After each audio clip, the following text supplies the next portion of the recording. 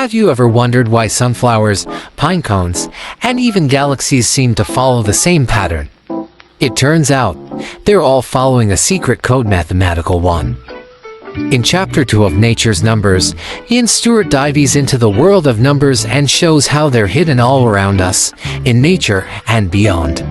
From prime numbers to the Fibonacci sequence, these numbers help explain the world in ways we might never have imagined. Today, we'll look at some of these numbers, prime numbers, Fibonacci numbers, and the golden ratio, and how they appear in the natural world.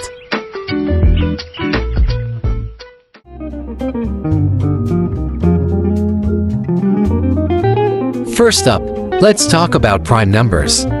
These are numbers greater than 1 that can only be divided by 1 and themselves, like 2, 3, 5, 7, and 11. Primes are considered the building blocks of all other numbers.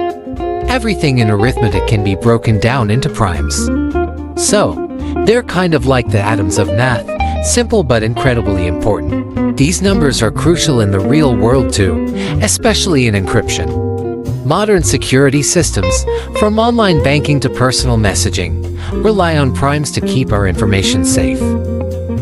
Despite their simplicity, prime numbers still hold a lot of mystery. Even today, mathematicians are still uncovering new prime numbers, and some of their properties are yet to be fully understood.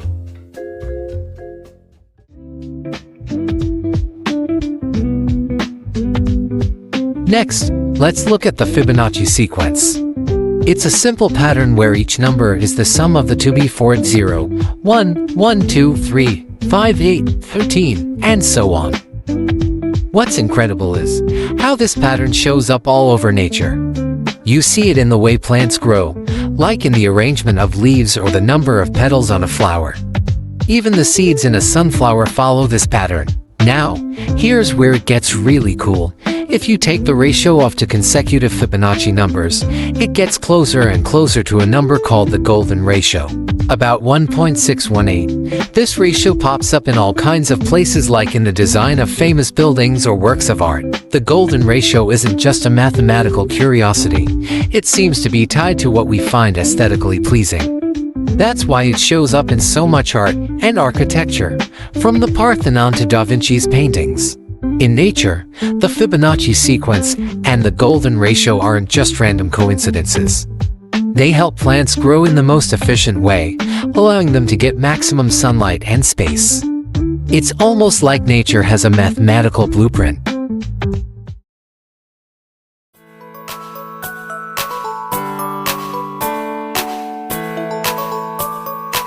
Stewart argues that math isn't just something we use to describe the world, it's part of the world itself.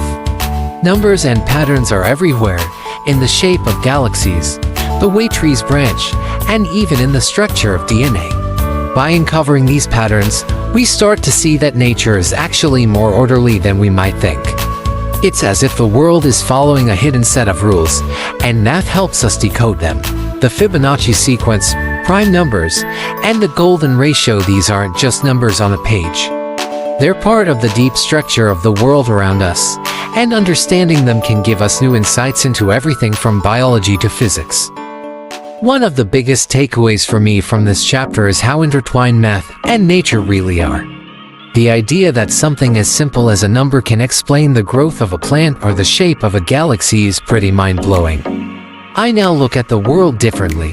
When I see a spiral on a seashell or the petals of a flower, I can't help but think about the numbers behind them and how those numbers shape everything around us. This chapter made me realize that math isn't just a tool for solving problems, it's a language that describes the universe. And by learning this language, we can better understand the world we live in.